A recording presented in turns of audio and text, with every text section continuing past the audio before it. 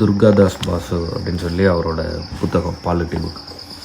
சரி, நைட்டு திடீர்னு எடுத்து படிக்க ஆரம்பித்தா ஒரு நைட்டு ஃபுல்லாக உட்காந்து ஃபுல்லாக படித்தாச்சு. இப்போது விடிஞ்சே போச்சு. இந்த ஃபோனில் உங்களுக்கு டைம் தெரியும்னு நினைக்கிறேன்.